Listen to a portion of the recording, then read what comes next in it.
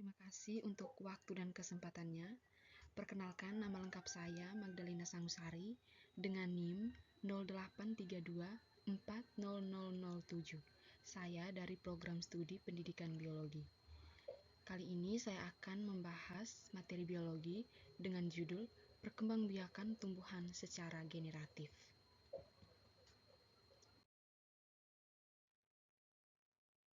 Baik, yang pertama kita melihat secara umum pengertian perkembangbiakan secara generatif. Nah, jadi teman-teman, perkembangbiakan secara generatif adalah perkembangbiakan yang melibatkan induk jantan dan induk betina. Nah, salah satu tumbuhan yang berkembang biak dengan cara ini adalah tumbuhan berbiji. Alat perkembangbiakan generatif pada tumbuhan adalah bunga. Perkembangbiakan secara generatif disebut pula perkembangbiakan secara kawin.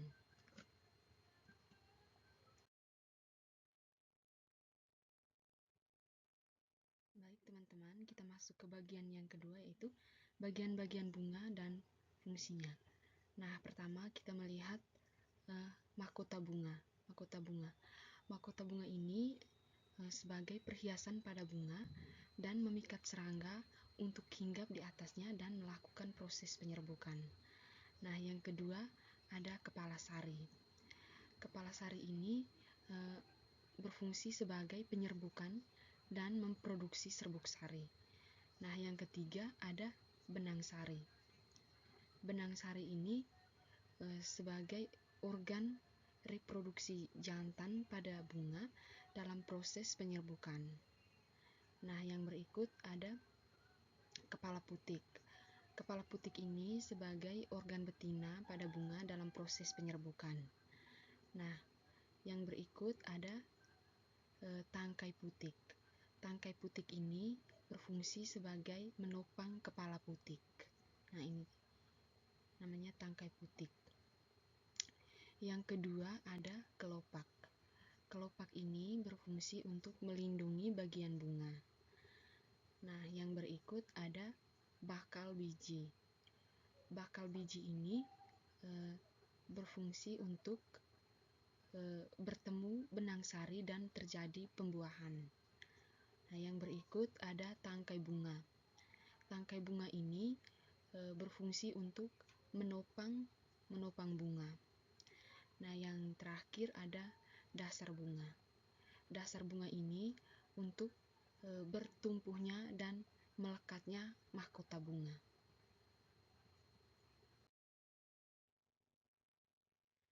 Nah, jadi teman-teman, kita masuk ke bagian yang ketiga, yaitu pengelompokan bunga. Nah, pengelompokan bunga di sini dibagi menjadi dua macam, yaitu pengelompokan bunga sempurna dan pengelompokan bunga tidak sempurna. Ya, pengelompokan bunga sempurna itu di mana di dalam satu bunga memiliki benang sari dan putik. Nah, contoh dari bunga sempurna ini adalah bunga stroberi dan bunga kembang sepatu. Nah, jadi teman-teman, bunga sempurna ini itu di dalamnya memiliki semua bagian bunga atau biasa disebut dengan bunga lengkap. Nah, yang kedua, pengelompokan bunga tidak sempurna. Pengelompokan bunga tidak sempurna ini di mana di dalam satu bunga itu hanya memiliki satu alat kelamin saja. Jadi, contohnya di dalam satu bunga itu hanya memiliki putik atau hanya memiliki benang sari atau biasa disebut dengan bunga tidak lengkap. Nah, contoh dari bunga tidak lengkap ini adalah bunga jagung. Baik, yang berikut kita melihat bagaimana terjadinya proses penyerbukan pada bunga. Perkembangbiakan tumbuhan secara generatif ini ditandai dengan proses penyerbukan. Nah, proses penyerbukan ini terjadinya yaitu melekatnya atau jatuhnya serbuk sari ke kepala putik. Nah, serbuk sari ini bisa jatuh akibat tiupan angin atau melekatnya kaki-kaki serangga di atasnya. Nah, setelah proses penyerbukan terjadinya proses pembuahan, yaitu proses peleburan sel kelamin jantan dan sel kelamin betina pada bunga yang akan menghasilkan zigot. Nah, zigot ini akan berkembang biak menjadi tumbuhan baru. Nah, jadi teman-teman bisa melihat proses penyerbukan pada gambar di samping. Nah, Baik teman-teman, di sini kita membahas lagi macam-macam perantara penyerbukan. Nah, di sini pertama ada perantara penyerbukan zoidiogami.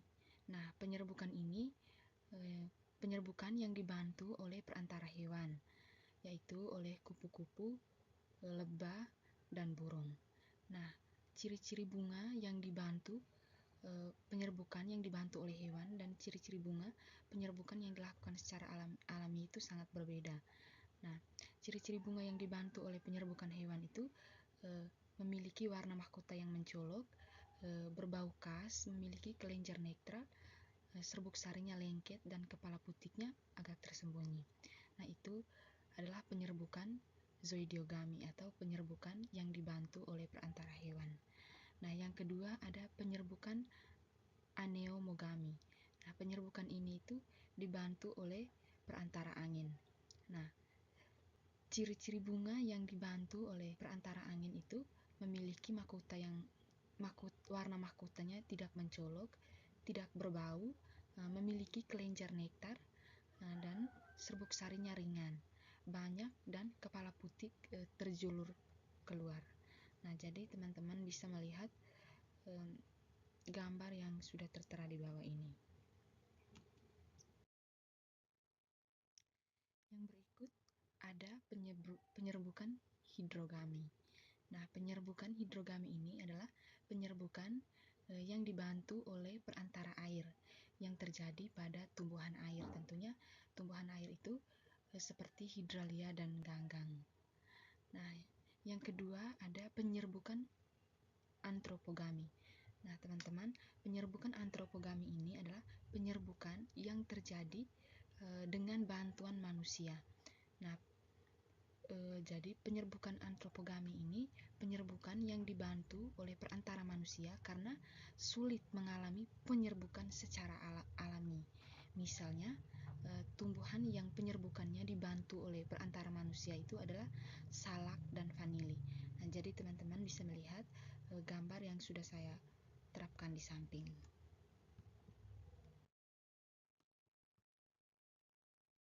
Baik teman-teman, kita melihat poin yang berikut yaitu proses penyebaran biji yang terjadi pada pertumbuhan generatif. Nah, tentunya proses penyebaran biji itu sendiri adalah proses penyebaran atau perpindahan biji dari induk tanaman ke tempat lain yang jauh dari tanaman induknya. Proses ini terjadi pada proses pertumbuhan generatif. Nah, di sini kita melihat macam-macam penyebaran biji. Yang pertama, penyebaran biji yang dimakan oleh hewan. Nah, jadi teman-teman bisa melihat sendiri penyebaran biji yang dimakan oleh hewan pada gambar pertama ini. Yang kedua ada proses penyebaran biji yang terbawa oleh tiupan angin. Nah, jadi teman-teman bisa melihat penyebaran biji itu juga bisa dibantu oleh angin. Nah, angin membawa biji dari tanaman induknya ke tempat lain yang berbeda. Nah, yang berikut ada penyebaran biji yang terbawa oleh aliran air. Nah, jadi teman-teman bisa melihat sendiri biji dibawa oleh air sungai dari tempat induknya ke tempat yang lain. Nah, yang berikut ada penyebaran biji yang terbawa pada kotoran hewan.